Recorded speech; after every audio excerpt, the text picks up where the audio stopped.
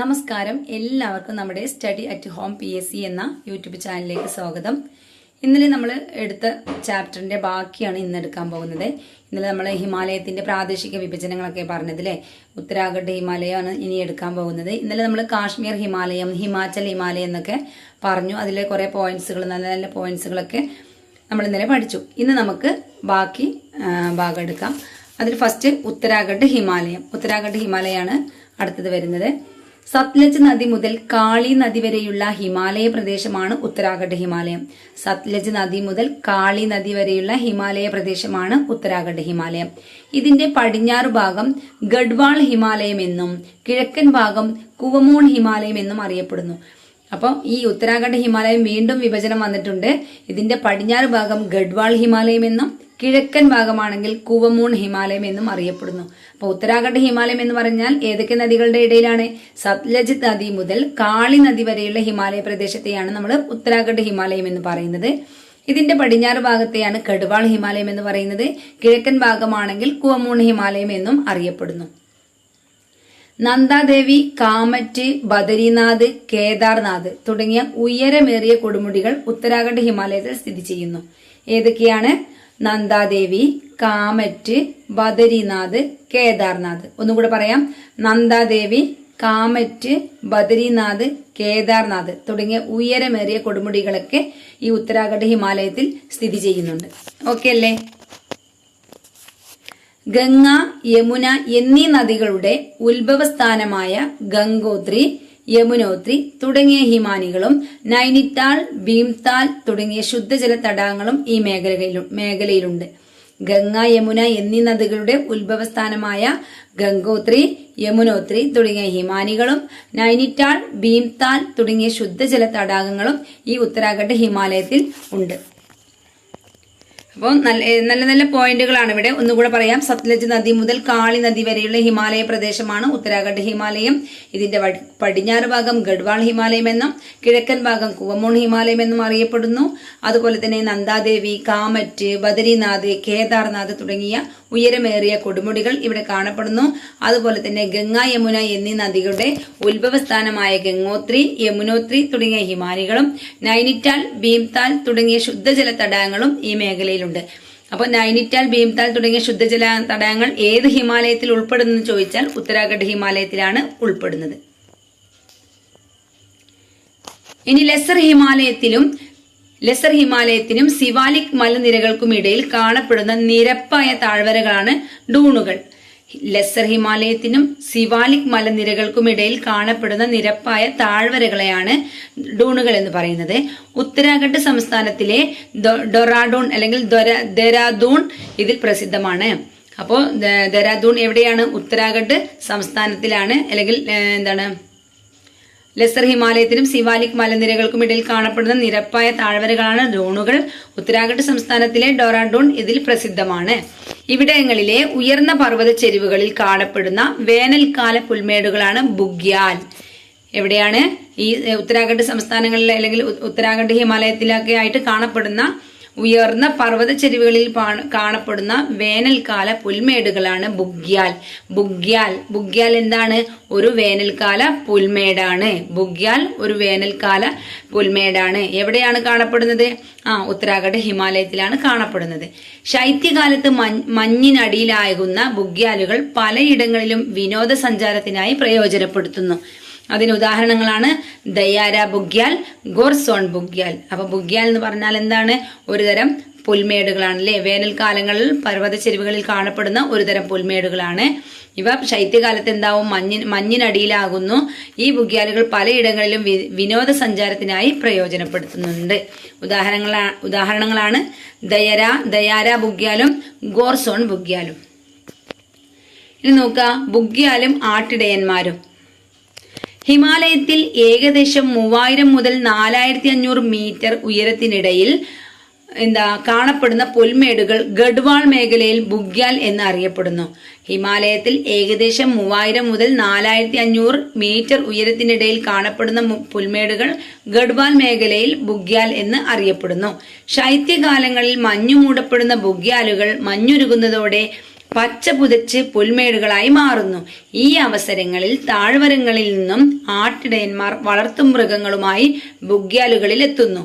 താഴ്വരങ്ങൾ വരണ്ടുണങ്ങുന്ന വേനൽക്കാലത്ത് സമൃദ്ധമായ പച്ചപ്പുള്ള ബുഗ്യാലുകളിൽ ഇവർ താൽക്കാലിക പാർപ്പിടങ്ങൾ ഒരുക്കി വളർത്തുമൃഗങ്ങളോടൊപ്പം വസിക്കുന്നു. മഞ്ഞുകാലാരംഭത്തോടെ മലയിറങ്ങി അടുത്ത സീസൺ വരെ താഴ്വാരങ്ങളിൽ വസിക്കുന്നു.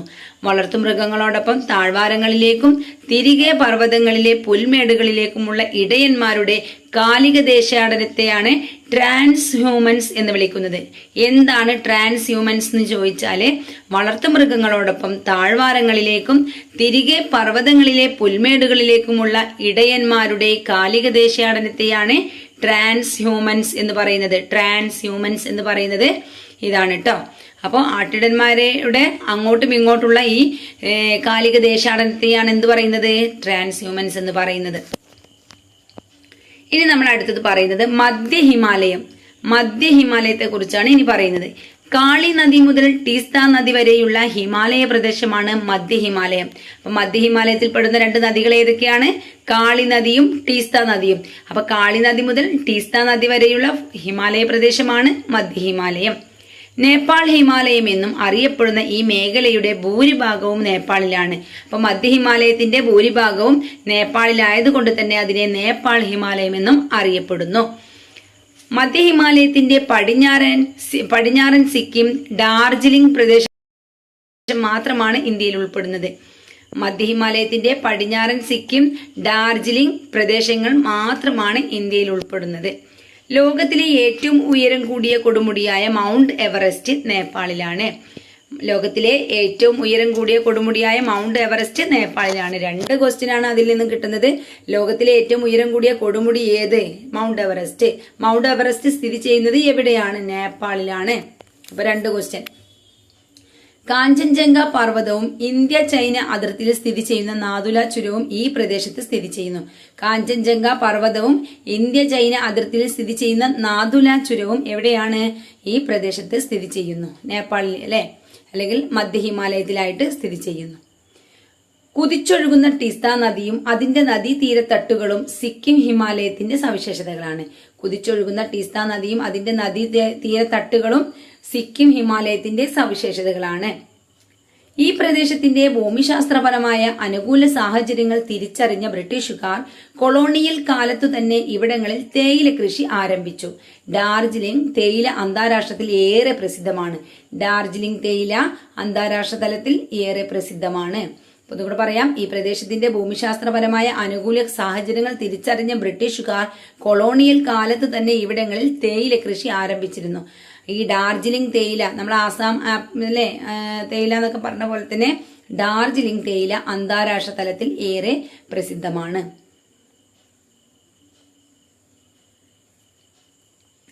അടുത്തത് കിഴക്കൻ ഹിമാലയമാണ്. കിഴക്കൻ ഹിമാലയം പടിഞ്ഞാറൻ ഹിമാലയത്തെ അപേക്ഷിച്ച് ഉയരം കുറഞ്ഞ മലനിരകളായ കിഴക്കൻ ഹിമാലയം ടീസ്ത നദി മുതൽ കിഴക്ക് ബ്രഹ്മപുത്ര നദി വരെ കാണപ്പെടുന്നു. അപ്പോൾ കിഴക്കൻ ഹിമാലയം എവിടെ മുതലാ? പടിഞ്ഞാറൻ ഹിമാലയത്തെ അപേക്ഷിച്ച് വളരെ ഉയരം കുറഞ്ഞ മലനിരകളാണ്. അത് കിഴക്കൻ ഹിമാലയം എവിടെ മുതൽ? ടീസ്ത നദി മുതൽ കിഴക്ക് ബ്രഹ്മപുത്ര നദി വരെ കാണപ്പെടുന്നു. അസം ഹിമാലയം എന്നും അറിയപ്പെടുന്ന ഈ മേഖലയിലെ പ്രധാന കൊടുമുടിയാണ് നംച ബർവ. നംച ബർവ എന്ന കൊടുമുടിയാണ് ഈ ഹിമാലയത്തിൽ കാണപ്പെടുന്നത്. അസം ഹിമാലയം എന്നും അറിയപ്പെടുന്ന ഈ മേഖലയിലെ പ്രധാന കൊടുമുടിയാണ് നംച ബർവ. അതിന്റെ ഉയരം എന്ന് പറയുന്നത് 7756 മീറ്റർ ആണ്. 7756 മീറ്റർ ആണ് നംച ബർവ എന്ന കൊടുമുടിയുടെ ഉയരം. അടുത്തത് ബ്രഹ്മപുത്ര, കാമങ്, ലോഹിത്, സുബൻസിരി എന്നിവയാണ് പ്രധാന നദികൾ. ബ്രഹ്മപുത്ര, കാമങ്, ലോഹിത്, സുബൻസിരി എന്നിവയാണ് പ്രധാന നദികൾ. അരുണാചൽ പ്രദേശിനെ ടിബറ്റിലെ ലാസയുമായി ബന്ധിപ്പിക്കുന്ന ബോഡില, മ്യാൻമാറുമായി ബന്ധിപ്പിക്കുന്ന ദിഫു തുടങ്ങിയ പ്രധാന ചുരങ്ങളാണ്. അപ്പൊ ഈ ഭാഗങ്ങളിൽ അതായത് മധ്യ ഹിമാലയത്തിൽ കാണപ്പെടുന്ന കിഴക്കൻ ഹിമാലയത്തിൽ കാണപ്പെടുന്ന പ്രധാന ചുരങ്ങളാണ് ദിഫു, അതുപോലെ തന്നെ ബോംഡില. അത് ഏതൊക്കെ പ്രദേശങ്ങളെ തമ്മിലാണ് ബന്ധിപ്പിക്കുന്നത് നോക്കാം. അരുണാചൽ പ്രദേശിനെ ടിബറ്റിലെ ലാസയുമായി ബന്ധിപ്പിക്കുന്ന ബോഡില. അരുണാചൽ പ്രദേശിനെ ടിബറ്റിലെ ലാസയുമായി ബന്ധിപ്പിക്കുന്ന ചുരം ഏതാണ്? ബോംഡില. മ്യാൻമാറുമായി ബന്ധിപ്പിക്കുന്ന ദിഫു തുടങ്ങിയവ പ്രധാന ചുരങ്ങളാണ്. അരുണാചൽ പ്രദേശിനെ മ്യാൻമാറുമായി ബന്ധിപ്പിക്കുന്ന ചുരമാണ് ദിഫു. അരുണാചൽ പ്രദേശിനെ ടിബറ്റിലെ ലാസയുമായി ബന്ധിപ്പിക്കുന്ന ചുരമാണ് ബോംഡില. അപ്പൊ അതൊക്കെ എവിടെയാണ്? നമ്മുടെ ഈ കിഴക്കൻ മലനിരകളിലാണ് കാണപ്പെടുന്നത്. അടുത്തത് പൂർവാചൽ കുന്നുകളാണ്. ബ്രഹ്മപുത്ര താഴ്വരക്ക് കിഴക്ക് ഹിമാലയ പർവ്വതം, വടക്ക് തെക്ക് ദിശയിൽ അരുണാചൽ പ്രദേശ് മുതൽ മിസോറാം വരെ താരതമ്യേന ഉയരം കുറഞ്ഞ കുന്നുകളായാണ് കാണപ്പെടുന്നത്. സമുദ്രനിരപ്പിൽ നിന്ന് 500 മുതൽ 3000 മീറ്റർ വരെ ഉയരമുള്ള ഈ കുന്നുകൾ പൂർവാചൽ കുന്നുകൾ എന്നറിയപ്പെടുന്നു. ഇതിന്റെ സമുദ്രനിരപ്പിൽ നിന്ന് എത്രയാണ് ഉയരം? 500 മുതൽ 3000 മീറ്റർ വരെ ഉയരമുള്ള കുന്നുകളാണ് പൂർവാചൽ കുന്നുകൾ. ഇതിന്റെ ഉയരം ചോദിക്കാൻ സാധ്യതയുണ്ട്. 500 മുതൽ 3000 മീറ്റർ വരെ ഉയരമുള്ള കുന്നുകളാണ് പൂർവാചൽ കുന്നുകൾ. പട്കായിബും നാഗ കുന്നുകൾ, മിസോ കുന്നുകൾ, മണിപ്പൂർ കുന്നുകൾ എന്നിവയാണ് ഇതിൽ പ്രധാനപ്പെട്ടവ. പട്കായിബും നാഗ കുന്നുകൾ, മിസോ കുന്നുകൾ, മണിപ്പൂർ കുന്നുകൾ എന്നിവയാണ് ഇതിൽ പ്രധാനപ്പെട്ടവ. ലോകത്തിൽ ഏറ്റവും കൂടുതൽ മഴ ലഭിക്കുന്ന ചിറാപുഞ്ചി, മൗസിൻഡ്രം എന്നീ പ്രദേശങ്ങളും ഇവിടെ സ്ഥിതി ചെയ്യുന്നുണ്ട്. അതൊക്കെ നല്ല ക്വസ്റ്റ്യൻ ആണ് കേട്ടോ. ലോകത്തിലെ ഏറ്റവും കൂടുതൽ മഴ ലഭിക്കുന്നത് എവിടെയാ? ചിറാപുഞ്ചി, മൗസിൻഡ്രം എന്നീ പ്രദേശങ്ങളൊക്കെ എവിടെയാണ്? ഈ പൂർവാചൽ കുന്നുകളിലാണ് കാണപ്പെടുന്നത്, സ്ഥിതി ചെയ്യുന്നത് അല്ലെങ്കിൽ കാണപ്പെടുന്നത്. നദികൾ മുറിച്ചു കടക്കുന്നതിനായി മരങ്ങളുടെ വേരുകൾ, അതായത് റൂട്ട് ബ്രിഡ്ജ്, നദികൾ മുറിച്ചു കടക്കുന്നതിനായി മരങ്ങളുടെ വേരുകൾ ചേർത്ത് നിർമ്മിക്കുന്ന പാലങ്ങളാണ് ഇവിടെ കാണിച്ചിരിക്കുന്നത്. ഈ പ്രദേശത്തെ മനുഷ്യർ പ്രകൃതിയോട് എത്രമാത്രം ഇണങ്ങിയാണ് ജീവിക്കുന്നത് എന്നതിന്റെ നേർക്കാഴ്ചയാണിത്. ഇവിടെ ഒരു ചിത്രം നമുക്ക് കാണാൻ പറ്റും. മരത്തിന്റെ വേരുകൾ കൊണ്ടുള്ള ഒരു പാലം ആണത് അവിടെ ഉണ്ടാക്കിയിട്ടുള്ളത്. അപ്പം മനുഷ്യരും പ്രകൃതിയും തമ്മിലുള്ള ആ ഒരു അറ്റാച്ച്മെന്റ് അല്ലെ, അത്രയും ആ ഒരു പ്രകൃതിയോട് ഇണങ്ങിയാണ് ജീവിക്കുന്നത് എന്നതിന്റെ തെളിവുകളാണ് ആ കാണുന്നത്. അടുത്തൊരു ബോക്സിലുള്ളതാണ്, നന്നായി ശ്രദ്ധിച്ചിരിക്കുക. കെയ്ബുൾ ലംജാവോ ചലിക്കുന്ന ദേശീയോദ്യാനം. കെയ്ബുൾ ലംജാവോ ചലിക്കുന്ന ദേശീയോദ്യാനം വടക്കു കിഴക്കൻ ഇന്ത്യയിലെ ഏറ്റവും വലിയ ശുദ്ധജല തടാകമായ ലോക്തക്കിലാണ്, അതായത് മണിപ്പൂർ. കെയ്ബുൾ ലംജാവോ ദേശീയോദ്യാനം, ഒന്നുകൂടെ പറയാം. വടക്കു കിഴക്കൻ ഇന്ത്യയിലെ ഏറ്റവും വലിയ ശുദ്ധജല തടാകം, വടക്കു കിഴക്കൻ ഇന്ത്യയിലെ ഏറ്റവും വലിയ ശുദ്ധജല തടാകമായ ലോക്തക്കിലാണ്. അപ്പൊ ഏതാണ് അതിന്റെ പേര്? ലോക്തക്ക്. അതെവിടെയാണ്? മണിപ്പൂർ. ലോക്തക്കിലാണ് കെയ്ബുൾ ലംജാവോ ദേശീയോദ്യാനം. കെയ്ബുൾ ലംജാവോ ദേശീയോദ്യാനം എവിടെയാണ്? മണിപ്പൂർ തടാകമായ ലോക്തക്കിലാണ് ഈ കെയ്ബുൾ ലംജാവോ ദേശീയോദ്യാനം ഉള്ളത്. തടാകത്തിൽ പൊങ്ങിക്കിടക്കുന്ന സസ്യാവശിഷ്ടങ്ങളും മണ്ണും ചേർന്ന് രൂപപ്പെടുന്ന തുരുത്തുകളാണ് പുംഡി. ഇതൊക്കെ നല്ല ക്വസ്റ്റ്യൻ ആണ് കേട്ടോ. പുംഡിയൊക്കെ നമ്മൾ ആദ്യമായിട്ട് കേൾക്കുന്ന വാക്കുകളായിരിക്കാം. ഞാൻ ആദ്യമായിട്ട് കേൾക്കുകയാണ്, നിങ്ങൾ എങ്ങനെയാണെന്ന് അറിയില്ല. അപ്പോൾ നന്നായിട്ട് SCERT ബുക്കുകൾ വായിച്ചെങ്കിൽ മാത്രമേ ഇത്തരത്തിലുള്ള നമ്മൾ വേർഡുകളൊക്കെ നമുക്ക് കിട്ടുള്ളൂ.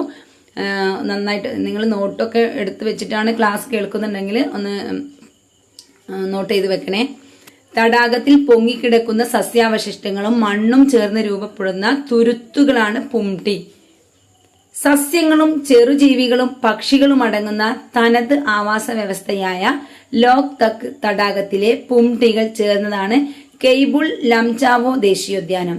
സസ്യങ്ങളും ചെറുജീവികളും പക്ഷികളും അടങ്ങുന്ന തനത് ആവാസ വ്യവസ്ഥയായ ലോക്തക് തടാകത്തിലെ പുംഡികൾ ചേർന്നതാണ് കെയ്ബുൾ ലംജാവോ ദേശീയോദ്യാനം. തണ്ണീർത്തട സംരക്ഷണത്തിനായുള്ള രാംസർ പട്ടികയിൽ ഉൾപ്പെടുന്ന ഇടം കൂടിയാണിത്. അപ്പോൾ അതിന്റെ ഒരു പിക്ചർ ഇവിടെ കൊടുത്തിട്ടുണ്ട് കേട്ടോ. അടുത്ത കാലാവസ്ഥയെ കുറിച്ചാണ് പറയുന്നത്. ഇന്ത്യയുടെ വടക്കൻ അതിരായ ഹിമാലയ പർവ്വതവും തുടർ പർവ്വതങ്ങളും ചേർന്ന് ഇന്ത്യൻ ഉപഭൂഖണ്ഡത്തിനും മധ്യേഷ്യക്കുമിടയിൽ ഒരു കാലാവസ്ഥാ വിഭാജകം തീർക്കുന്നു.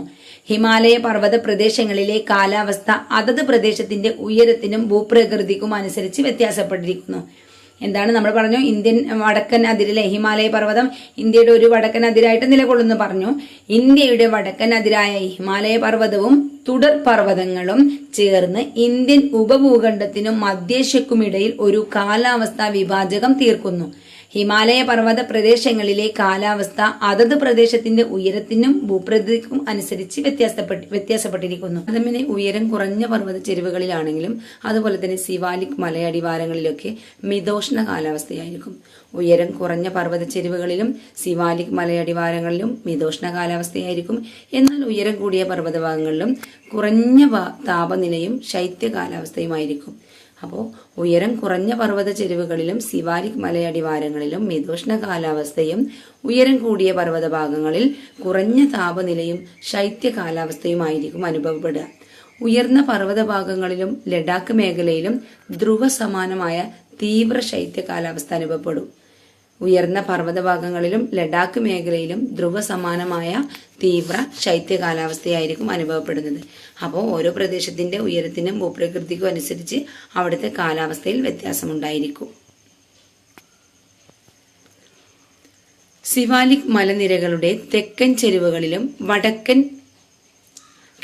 വടക്കുകിഴക്കൻ ഇന്ത്യയിലും തെക്കു പടിഞ്ഞാറൻ മൺസൂൺ മഴ ലഭിക്കുന്നു.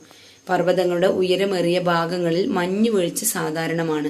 അപ്പോൾ സിവാലിക് മലനിരകളുടെ തെക്കൻ ചെരുവുകളിലും വടക്കുകിഴക്കൻ ഇന്ത്യയിലും തെക്കു പടിഞ്ഞാറൻ മൺസൂൺ മഴ ലഭിക്കുന്നു. അപ്പോൾ എവിടേക്കാണ് ഇത് കിട്ടുന്നത്? സിവാലിക് മലനിരകളുടെ തെക്കൻ ചെരുവുകളിലും വടക്കുകിഴക്കൻ ഇന്ത്യയിലും തെക്കു പടിഞ്ഞാറൻ മൺസൂൺ മഴ ലഭിക്കുന്നു. പർവ്വതങ്ങളുടെ ഉയരമേറിയ ഭാഗങ്ങളിൽ മഞ്ഞുവീഴ്ചയും സാധാരണമാണ്.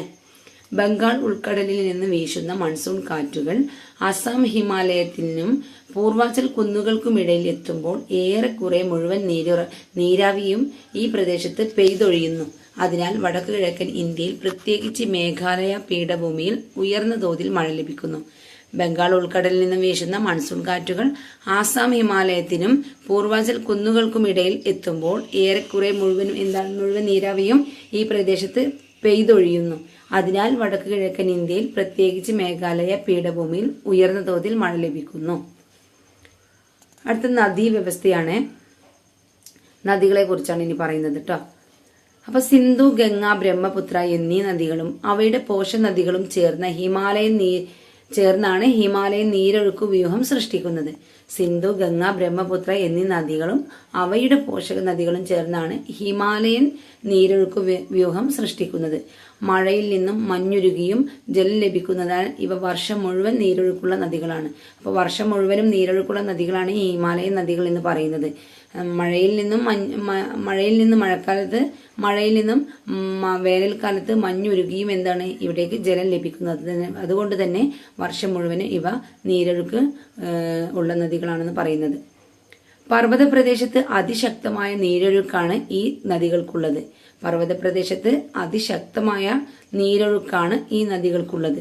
സമതല പ്രദേശങ്ങളിൽ വെള്ളപ്പൊക്കവും ഗതി മാറി ഒഴുകലും സാധാരണമാണ്. ഈ നദികൾ പർവ്വത ഭാഗങ്ങളിൽ വീരൂപ താഴ്വരകൾ, ഗിരികന്ധരങ്ങൾ, വെള്ളച്ചാട്ടങ്ങൾ തുടങ്ങിയ ഭൂരൂപങ്ങൾ സൃഷ്ടിക്കുന്നു. അപ്പോൾ ഇവയൊക്കെ എവിടെയാണ് സൃഷ്ടിക്കുന്നത്? പർവ്വത ഭാഗങ്ങളിൽ. ഈ നദികൾ പർവ്വത ഭാഗങ്ങളിൽ വീരൂപ താഴ്വര, ഗിരികന്ധരങ്ങൾ, വെള്ളച്ചാട്ടങ്ങളൊക്കെ പർവ്വത ഭാഗങ്ങളിൽ സൃഷ്ടിക്കുന്നു. ഇനി ഇവിടെ ബോക്സിൽ കൊടുത്തിട്ടുണ്ട് വെള്ളച്ചാട്ടം, രൂപ താഴ്വരൊക്കെ എന്താന്ന് നോക്കാം. വെള്ളച്ചാട്ടം നദിയുടെ ഒഴുക്കിനടിയിൽ ഉയരത്തിൽ നിന്നും നദീജലം കുത്തനെ താഴേക്ക് പതിക്കുന്നതാണ് വെള്ളച്ചാട്ടം. നദിയുടെ ഒഴുക്കിനിടയിൽ ഉയരത്തിൽ നിന്നും നദീജലം കുത്തനെ താഴേക്ക് പതിക്കുന്നതാണ് വെള്ളച്ചാട്ടം. നദിയുടെ സഞ്ചാരപാതയിൽ ഉറപ്പ് കുറഞ്ഞ ശിലകൾ കൂടുതലായി അപരദന വിധേയമാകുന്നതാണ് വെള്ളച്ചാട്ടങ്ങൾ രൂപപ്പെടാൻ കാരണം. അപ്പൊ വെള്ളച്ചാട്ടങ്ങൾ രൂപപ്പെടുന്നത് അപരദന പ്രക്രിയയുടെ ഫലമായിട്ടാണ് കേട്ടോ. അപ്പോൾ നദിയുടെ സഞ്ചാരപാതയിൽ ഉറപ്പ് കുറഞ്ഞ ശിലകൾ കൂടുതലായിട്ട് അപരദന വിധേയമാകുന്നതാണ് വെള്ളച്ചാട്ടങ്ങൾ രൂപപ്പെടാൻ കാരണം. അടുത്തത് വീരൂപ താഴ്വര. നദി ഒഴുകുമ്പോൾ വശങ്ങളിലെ അപരദനം മൂലം വീതി വർദ്ധിക്കുകയും നദീതടത്തിലെ അടിത്തട്ടിലെ അപരദനം മൂലം ആഴം വർദ്ധിക്കുകയും ചെയ്യുന്നു. നദി ഒഴുകുമ്പോൾ വശങ്ങളിലെ അപരദനം മൂലം വീതി വർദ്ധിക്കുകയും നദീതടത്തിലെ അടിത്തട്ടിലെ അപരദനം മൂലം ആഴം വർദ്ധിക്കുന്നു. അപ്പൊ വശങ്ങളിലും അപരദനം സംഭവിക്കുന്നുണ്ട്, അടിത്തട്ടിലും അപരദനം സംഭവിക്കുന്നുണ്ട്. ഈ പ്രവർത്തനങ്ങളാൽ ചരിഞ്ഞ വശങ്ങളോട് കൂടിയ നദീ താഴ്വരകൾ രൂപപ്പെടുന്നു. ഇവ ഇംഗ്ലീഷ് അക്ഷരമാലയിലെ വി അക്ഷരത്തോട് സാദൃശ്യമുള്ളതിനാൽ വി രൂപ താഴ്വര എന്ന് പറയുന്നു. അപ്പോൾ ഈ വിരൂപ താഴ്വരയും വെള്ളച്ചാട്ടവും ഒക്കെ എന്താണ് അപരദന പ്രവർത്തനം മൂലം ഉണ്ടാകുന്ന ഭൂരൂപങ്ങളാണ് കേട്ടോ. അപ്പോൾ അത് ചോദിക്കാണ്ട് ഭൂരൂപങ്ങൾ ഉള്ള പാഠഭാഗത്ത് വരും. അപരദന ഇതുകൊണ്ടാണോ നിക്ഷേപണ പ്രവർത്തനങ്ങൾ കൊണ്ടാണോ എന്നൊക്കെ. അപ്പോൾ അപരദന പ്രവർത്തനങ്ങൾ കൊണ്ട് ഉണ്ടാകുന്ന 2 ഭൂരൂപങ്ങളാണ് വെള്ളച്ചാട്ടവും വിരൂപ താഴ്വരയും. അടുത്ത ഇവിടെ ഒരു ഹിമാലയൻ നദികൾ എന്ന് പറഞ്ഞിട്ട് ഒരു മാപ്പ് കൊടുത്തിട്ടുണ്ട്. ഹിമാലയൻ നദികൾ, ഒരുപാട് നദികളുടെ ഇതൊക്കെ ഇവിടെ കൊടുത്തിട്ടുണ്ട്. ബുക്ക് കയ്യിലുള്ളവരൊന്ന് നോക്കട്ടോ.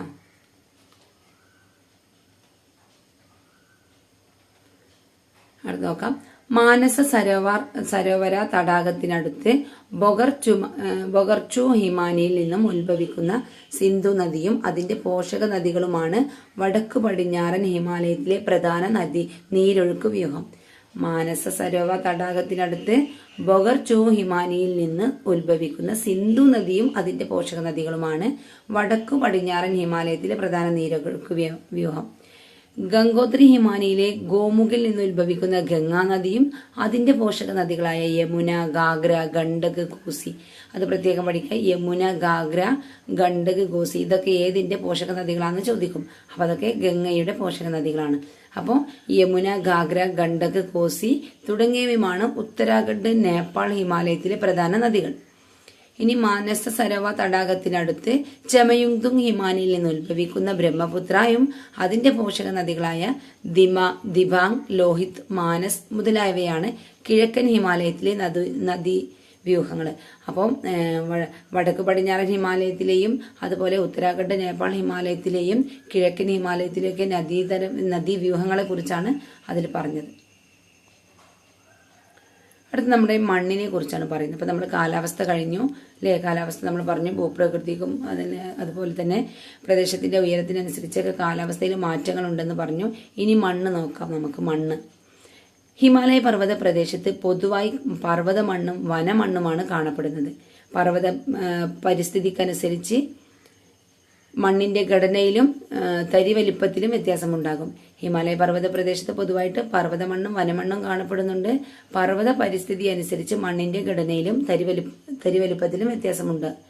താഴ്വാരങ്ങളിൽ നേർത്ത തരികളോട് കൂടിയതും ജൈവാംശം കൂടുതലുമുള്ളതുമായ മണ്ണാണ് കാണപ്പെടുന്നത്.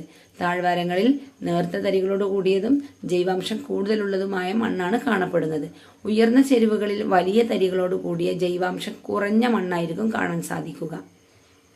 താഴ്വരകളിൽ എക്കൽ മണ്ണിന്റെ നിക്ഷേപമാണ് പ്രധാനമായും കാണപ്പെടുന്നത്.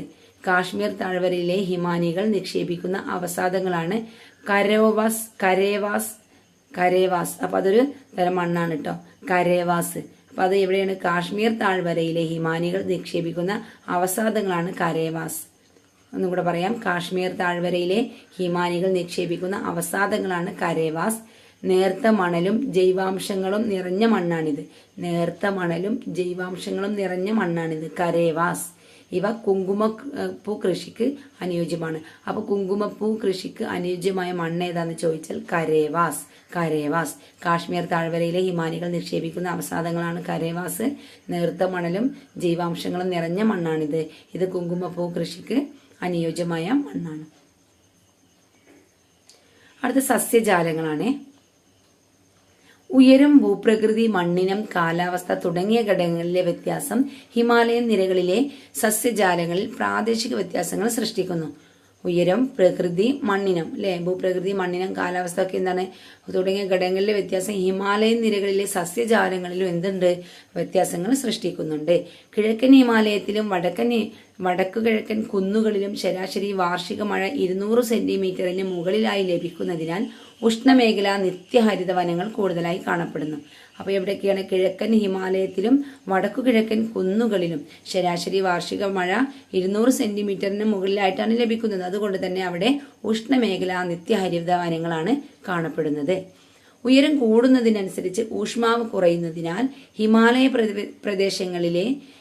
പർവ്വത പ്രദേശങ്ങളിലെ നൈസർഗിക സസ്യജാലങ്ങളിലും അനുസൃതമായ മാറ്റം ദൃശ്യമാണ്. ഉയരത്തിനനുസരിച്ച് നിത്യഹരിത വനങ്ങൾ മുതൽ ശൈത്യമേഖലാ സസ്യജാലങ്ങളായ തുന്ദ്ര വരെയുള്ള സസ്യജാലങ്ങളുടെ തുടർച്ച ഇവിടെ കാണാം. അപ്പോൾ ഉയരത്തിനനുസരിച്ച് നിത്യഹരിത വനങ്ങൾ മുതൽ ശൈത്യ മേഖലാ സസ്യങ്ങളായ തുന്ദ്ര വരെയുള്ള സസ്യജാലങ്ങളുടെ തുടർച്ച ഇവിടെ കാണപ്പെടുന്നുണ്ട്. അപ്പോൾ വ്യത്യസ്ത തരത്തിലുള്ള മരങ്ങളും വൃക്ഷങ്ങളൊക്കെ കാണപ്പെടുന്നുണ്ട്. താഴ്വരകളിലും ഉയരം കുറഞ്ഞ പർവ്വത ചെരുവുകളിലും അർദ്ധ നിത്യഹരിത വനങ്ങളും ഇലപൊഴിയും വനങ്ങളും കാണപ്പെടുന്നു. താഴ്വരകളിലും ഉയരം കുറഞ്ഞ പർവ്വത ചെരുവുകളിലൊക്കെ അർദ്ധ നിത്യഹരിത വനങ്ങളാണ് കാണപ്പെടുന്നത്. അതുപോലെ തന്നെ ഇലപൊഴിയും വനങ്ങളും കാണപ്പെടുന്നുണ്ട്. 1000 മുതൽ 2000 മീറ്റർ വരെ ഉയരത്തിൽ ആർദ്ര മിതോഷ്ണ വനങ്ങൾ കാണാം. പൈൻ, ദേവദാരു തുടങ്ങിയ സ്തൂപികാഗ്ര വൃക്ഷങ്ങൾ പർവ്വത ചെരുവുകളിൽ കൂടുതലായി വളരുന്നു. പ്രദേശത്തിന്റെ ഉയരം കൂടുന്നതിനനുസരിച്ച് ഉയരം കുറഞ്ഞ സസ്യങ്ങളായ ജൂനിപ്പർ, റെഡോഡൻ ഡ്രോൺ എന്നിവയും ഏറ്റവും ഉയർന്ന പ്രദേശങ്ങളിൽ ആൽപൈൻ പുൽമേടുകളും കാണാം. അപ്പോൾ ഏറ്റവും ഉയർന്ന പ്രദേശങ്ങളിൽ കാണപ്പെടുന്ന സസ്യങ്ങളാണ് ആൽപൈൻ പുൽമേടുകൾ. അടുത്തത് വന്യജീവി സമ്പത്താണ്. സ്വാഭാവിക വനഭൂമി ധാരാളമുള്ള ഹിമാലയ പർവ്വത പ്രദേശം വന്യജീവി സമ്പന്നവുമാണ്. യാക്ക്, കസ്തൂരിമാൻ, ഒറ്റക്കൊമ്പൻ കാണ്ടാമൃഗം, ഹിമപ്പുലി തുടങ്ങിയ നിരവധി ജീവിവർഗങ്ങളുടെ തനത് ആവാസ കേന്ദ്രങ്ങളും കൂടിയാണിവിടം. ജൈവമണ്ഡലം, റിസോർട്ടുകൾ, ദേശീയോദ്യാനങ്ങൾ, വന്യജീവി സങ്കേതങ്ങൾ തുടങ്ങിയവയെല്ലാം വന്യജീവി സമ്പത്തിന്റെ സംരക്ഷണമാണ് ലക്ഷ്യം വെക്കുന്നത്. ജൈവമണ്ഡല റിസർവുകൾ, ദേശീയോദ്യാനങ്ങൾ, വന്യജീവി സങ്കേതങ്ങളൊക്കെ എന്താണ്?